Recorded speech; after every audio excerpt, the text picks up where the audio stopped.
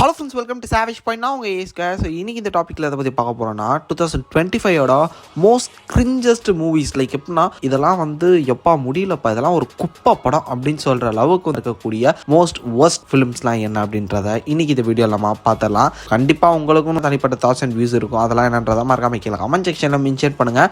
சரி, okay friends, வாங்க நம்ம வீடியோக்குள்ளே போகலாம்.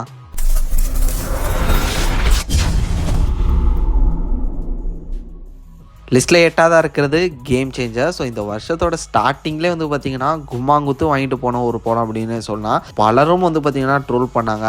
ஒரு பெரிய லெவலில் ஹிட் ஆகணும் ப்ரொடியூசர் நினச்சிட்டு ஏகப்பட்ட காசெல்லாம் போட்டு இது பண்ணியிருந்தாரு. பட் பார்த்தா ப்ரொடியூசரை வயிற்றுலையும் வாயிலையும் அடிச்சுட்டு அவரே கதற மாதிரி சங்கர் பண்ணி வச்சுட்டு போயிட்டார் அப்படின்னு சொல்லிட்டு ஹோல் தெலுங்கு இண்டஸ்ட்ரி பார்த்திங்கன்னா சங்கரை கழிவழி ஊற்றிட்டு இருக்காங்க இந்த ஒரு படத்துக்கு அப்புறம். படத்தை ரிலீஸ்க்கு அப்புறம் டைரக்டர் சங்கர் அண்ட் ராம் சரண் இவங்க 2 பேருக்கும் பார்த்திங்கன்னா அவங்களோட கெரியரில் ஒரு சின்ன ட்ராக் ஒன்று வந்தது. அதுதான் உண்மை. எல்லாருமே போட்டு ரோஸ்ட் பண்ணாங்க, அந்த அளவு வந்தது. ஸோ கதைன்னு பார்த்துக்கிட்டிங்கன்னா ஒன்றும் பெருசாக இல்லை, யூஸ்வல் பொலிட்டிக்கல் ட்ராமா தான். அதை பார்த்தீங்கன்னா எந்த அளவு கிரிஞ்சான விஷயங்கள்லாம் கிரிஞ்சான எலமெண்ட்லாம் வேணுக்குனே போட்டு ஆட் பண்ணி ஒரு கிரிஞ்சான ஒரு படத்தை ப்ரெசென்ட் பண்ணணும்னு நினைச்சாரோ அதை பக்காவாக பண்ணி முடிச்சு வச்சிட்டாரு அப்படின்ற மாதிரி இருந்தது. ப்ரொடியூசர்லாம் பார்த்தீங்கன்னா கதர்னார். 5 மணி நேரத்துக்கு எடுத்து வச்சிருக்காருங்க. எவ்வளோ கோடி அள்ளி கொடுத்தேன், 5 மணி நேரத்துக்கு எடுத்து வச்சுட்டு கடைசியில் இப்படி பண்ணிட்டாரு, நீ ஏமாத்திட்டார் அப்படின்னு ப்ரொடியூசர்லாம் அவ்வளோ கண்டனம் தெரிவிச்சிருக்காரு சங்கர் சாருக்கு. அந்த அளவு பெரிய ஒஸ்ட் ஃபிலிமா இந்த வருஷத்துல பார்த்தீங்கன்னா அமைஞ்சிச்சு இந்த ஒரு படம். லிஸ்ட்டில் 7ஆவதாக இருக்கிறது தக் லைஃப். ரொம்ப வருஷம் கழித்து Maniratnam sir and Kamal sir ஒரு பெரிய கோட் காம்போ ஒன்று சேருது. அப்போ கண்டிப்பாக ஒரு ஹிஸ்டரியில் மறக்க முடியாத அளவுக்கு ஒரு படம் கொடுப்பாங்கன்னு நினச்சோம். பட் அது இந்த மாதிரி ஒரு மறக்க முடியாத ஒரு படமாக கொடுப்பாங்கன்னு சொல்லிட்டு சத்தியமாக யாருமே நினச்சி பார்த்துருக்க மாட்டோம். கண்டிப்பாக பலரும் இந்த ஒரு படத்துக்கு ஹைலி எக்ஸ்பெக்ட் பண்ணாங்க. அவ்வளோ பெரிய ஒரு காம்பினேஷன் காம்போ. பட் போட்டு ஒரு யூஸ்வலான ஒரு டெம்ப்ளேட்டு, சப்ப டெம்ப்ளேட்டு, ஸ்ட்ராங்கான ஸ்க்ரீன் பிளே இல்லை, ஒவ்வொரு கேரக்டருக்கும் ப்ராப்பரான டீட்டெயிலான டெப்த் இல்லை, சும்மா ஏனோ தானோன்னு எப்படி இவ்வளோ சீனியர்ஸ் பண்ணி வச்சாங்க ஒன்றுமே புரியல அப்படின்னு சொல்லிட்டு பலரும் அடிச்சு நொறுக்கிட்டாங்க. அண்ணனுக்கு ஒன்றா அண்ணனே அடிப்போண்டா அப்படின்ற மாதிரி இருப்பாங்கல்ல. ஸோ அந்த மாதிரி குரூப் தான் போல எல்லாருமே நம்ம ஊரில். சீனியர்ஸாக இருந்து நீங்கள் தப்பு செஞ்சீங்கன்னா உங்களே அடிப்போண்டா அப்படின்ற மாதிரி போட்டு அடிச்சு நொறுக்கிட்டாங்க. இந்த வருஷத்தில் ஏன்டா இந்த படத்தை ரிலீஸ் பண்ணோம் அப்படின்ற லெவலுக்கு அந்த டீமில் இருக்க எல்லாருமே கவலைப்படுற அளவுக்கு வச்சு செஞ்சுட்டாங்க. இதுக்கிடையில் விண்வெளி நாயகன் இந்த பாட்டு வேற, ஐயோ முடியல. லிஸ்ட்டில் 6ஆவதாக இருக்கிறது பாலிவுட்டில் ரிலீஸ் ஆன லவ் யாப்பா. இது ஆல்ரெடி நம்ம பார்த்த படம், நமக்கு ரொம்ப பிடிச்ச படம் லவ் டுடே. இதை எல்லாருமே பார்த்துட்டானுங்க, எல்லா லாங்குவேஜ்லேயும் இதை ஆல்ரெடி பார்த்துட்டானுங்க. எப்பயுமே தமிழ் படத்தை ஒன்று வாங்கி கொலை பண்ணணும்னு ஒரு முடிவில் இருப்பானுங்களே, அந்த ஒரு விதத்தில் இந்த ஒரு படத்தையுமே வாங்கி இதை கொலை பண்ணணும்னு முடிவு பண்ணி அதை எடுத்தாங்க. அது என்னமோ அவங்க நினச்ச மாதிரி ஒரு ஊற்றிக்கிட்டு போன படமாக தான் போய் முடிஞ்சது. அதுக்கு ஒரிஜினலே பார்த்துட்டு போடிதாண்டா அப்படின்ற மாதிரி தான் நமக்கு பார்க்க தோணுது. அது என்ன, அவங்களுக்கு அது ஒரு நோய் மாதிரி. பாலிவுட்டை பொறுத்த வரையும் எனக்கு ஒரு படம் பிடிச்சிச்சுன்னா அதை நான் பிரிப்பேன், அதை அழிப்பேன்ற மாதிரி ரைட்ஸை வாங்கி அதை நான் கொடூரமாக குதிரை வைக்காமல் இருந்தால் எங்களுக்கு தூக்கமே வராது அப்படின்ற மாதிரி அது அவங்களுக்கு ஒரு நோய். அதனால் இந்த மாதிரி நல்ல படமாக தேடி குதிரை வைக்கிறது அவங்களோட வழக்கம், குல வழக்கம். அதை அவங்க ப்ராப்பராக இந்த வருஷத்துலேயும் ஒரு படத்தை எடுத்து செஞ்சு முடித்தாங்க. லிஸ்ட்டில் 5ஆவதாக இருக்கிறது பாகி 4. ஆக்சுவலாக இவங்களுக்கு என்ன அப்படின்னா ஒன்றும் புரியலை. ஏன்னா ஒரு படம் ஒரு சீரீஸ் ஹிட் ஆச்சான்னு கேட்டிங்கன்னா ஹிட் ஆகலை. அப்புறம் ஏன் அதுலேருந்து சீக்வல் ப்ரீக்வல் இதெல்லாம் வருதுன்னு கேட்டிங்கன்னா அது எடுக்கிறவங்களுக்கும் தெரியாது, பார்க்குறவங்களுக்கும் தெரியாது. ஏன்னா ஹிந்தியில் இருக்கவங்களாம் அந்த மாதிரி ஃபேன்ஸ். நல்லா ஒத்து பார்த்தா சவுத் இந்தியாவில் ஏதாவது ஒரு படத்தோட ஓல்டு படமாக இருக்கும், அதில் இருக்க ஒரே ஒரு ஒன்லைனரை மட்டும் உருவி நான் எடுக்கிறேன் படுறேன் மசாலா கண்டென்ட்லாம் போட்டேன், நல்ல ஐட்டம் சாங்காக போடுவேன், அதுக்கப்புறம் ரத்தம் தெறிக்க ஃபைட் சீனை வைப்பேன், குண்டகம் மண்டகம் வைப்பேன், ஷர்ட்லெஸ்ஸாக ஹீரோ கெத்து காட்டுவேன், அப்படி இப்படின்னு யூஸ்வலாக எப்பயும் போல இதுவரையும் எடுத்த பாகி கிண்டல்ல இது கொஞ்சம் ரூதன கிண்டலா இருந்தது. ஹாலிவுட்ல இருந்தெல்லாம் 2 சீனை உருவி போட்டு எடுத்தானுங்க. ஒன்றும் சொல்றதுக்கு இல்லை, யூஸ்வல் கிண்டல் தான். அதில் ஒரு குப்பை கிண்டலா இந்த பாகி 4 அமைஞ்சுது. லிஸ்ட்ல 4ஆவதாக இருக்கிறது கண்ணப்பா.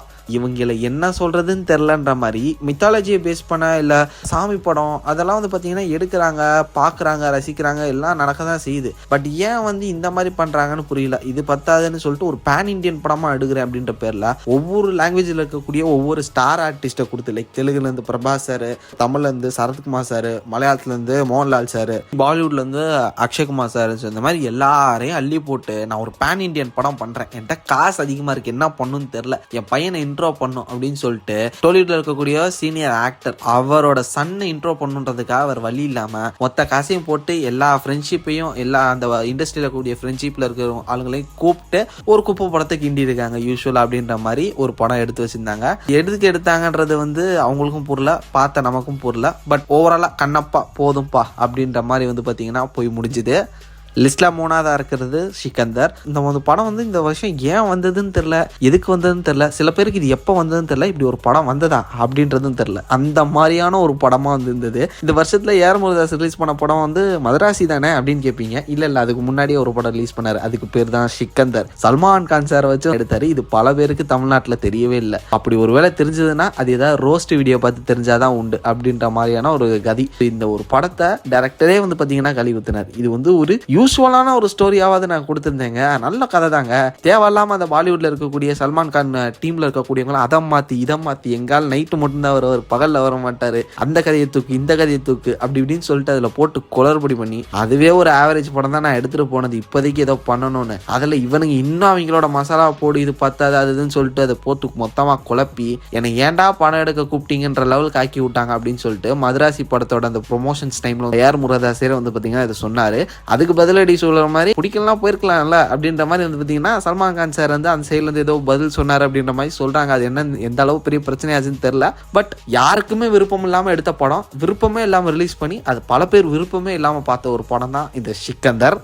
லிஸ்ட்டில் 2ஆவதாக இருக்கிறது ஹரிஹர வீரமல்லு. இந்த ஒரு படம் வந்து ஒரு தெலுங்கு படம். டெபுட்டி சிஎம்மா தெலுங்கானால இருக்கார்ல ஆக்டர் பவன் கல்யாணோட படம் தான் இது. இந்த படம் வந்து பார்த்தீங்கன்னா 2-3 வருஷத்துக்கு முன்னாலேருந்தே ஷூட்டிங் போயிட்டு இருக்கு. நிறைய விஎஃப்எக்ஸ் செலவு இருக்கு. பெரிய பிரம்மாண்டமான ஒரு படம். அது இதுன்னு சொல்லிட்டு போட்டு ஹைப்பு ஏற்றுனாங்க.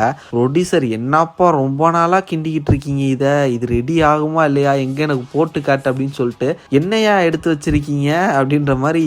சார் இது வந்து இப்போதான் சார் பண்ணிட்டு இருக்கோம், வந்துடும் அப்படின்னு சொல்லிட்டு ப்ரொடியூசரை சொல்ல, டேய் எடுத்ததே ரிலீஸ் பண்ணுங்கடா, இதுக்கு மேலாம் என்னால் காசு போட முடியாதான்னு சொல்லிட்டு அவசரமா எடுத்த வரையும் போதும்னு எடிட் பண்ணி கொடுத்த ஒரு படமா இது வந்து ரிலீஸ் ஆச்சு அப்படின்ற மாதிரி சொன்னாங்க.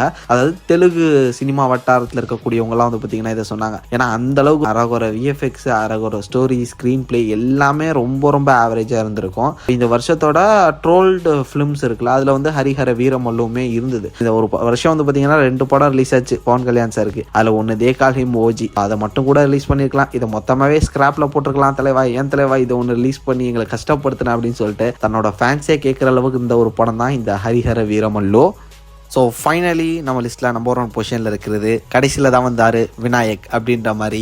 எப்பயுமே ஒவ்வொரு வருஷமும் ஒவ்வொரு படத்தை இறக்கிட்டு இருப்பேன். இந்த வருஷம் நான் விட்டுருவேனா அப்படின்ற மாதிரி உள்ளே இறங்கினார் நம்ம பாலையா. இந்த வந்துட்டு அகண்டா 2ஓட அப்படின்னு சொல்லிட்டு இந்த ஒரு படம் வந்து போஸ்ட்பாண்ட் வேறு ஆச்சுன்னு சொன்னாங்க.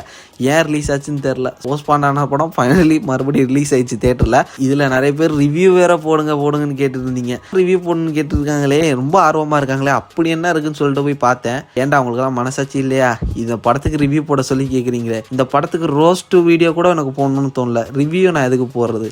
எந்த மாதிரியான ஒரு படத்தில் போயிட்டு நீ உட்காரக்கூடாதா, மாட்டக்கூடாத இடத்துக்கு மாட்டிக்கிட்டோம்ப்பா அப்படின்ற மாதிரி சொல்லுவாங்களா, அது மாதிரி ஒரு இடம் தான் வந்து பார்த்தீங்கன்னா அகண்டா 2. இங்கே வந்து இதயம் பலவீனவாங்க, இந்த மாதிரியான ஆட்கள்லாம் வந்துடக்கூடாது. வந்தீங்கன்னா பார்த்து மிரட்சி ஆயிருவீங்க அப்படின்ற மாதிரி தான் இந்த ஒரு ஹோல் ஃபிலிம்.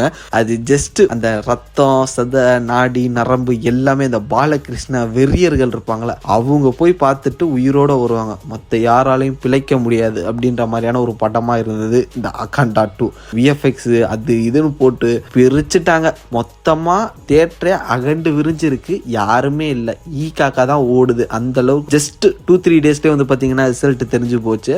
என்ன ஆக போகுதுன்னு தெரியல. பட் கண்டிப்பா இந்த வருஷம் ரிலீஸ் ஆகி பயங்கரமான ஒரு மொக்க வாங்கிருச்சு. இந்த வருஷம் ரிலீஸ் ஆன இந்த படத்துக்கு அடுத்த வருஷம் தான் ரோஸ் போடுவாங்க. ஏன்னா ஓடிடியில் அடுத்த வருஷம் தான் ரிலீஸ் ஆகும். அதனால அடுத்த வருஷத்துல நீங்க கண்டிப்பா ரோஸ்ல பாப்பீங்க. நான் வந்து கொஞ்சம் முன்னெச்சரிக்கையா முன்னாடியே இந்த லிஸ்ட்ல சேர்த்து இதை நான் வந்து ஒரு கிரிஞ்சஸ்ட் ஃபிலிம் லிஸ்ட்ல நான் சேர்த்து நான் இதை வந்து முன்னாடி ஒரு ரோஸ்ட் பண்ணியிருக்கேன். அந்த ஒரு பெருமை என்னைக்கு தான் சேரும். இதை தாண்டி உங்களோட பர்சனல் ஃபேவரட்ஸ் என்னன்றதை மறக்காம கீழே கமெண்ட் செக்ஷன்ல மென்ஷன் பண்ணுங்க. நான் பார்த்து தெரிஞ்சுக்கிறேன். இதே மாதிரி தொடர்ந்து நிறைய இன்ட்ரெஸ்டிங்கான வீடியோஸ் பார்க்கறதுக்கு மறக்காம நம்ம சேவேஜ் சேனலை சப்ஸ்கிரைப் பண்ணி அந்த பெல் ஐகானை பிரஸ் பண்ணிக்கங்க. அடுத்த ஒரு இன்ட்ரெஸ்டிங்கான வீடியோலாம் நாளைக்கு மீட் பண்றேன். அது வரையும் tata bye bye, take care from A Square.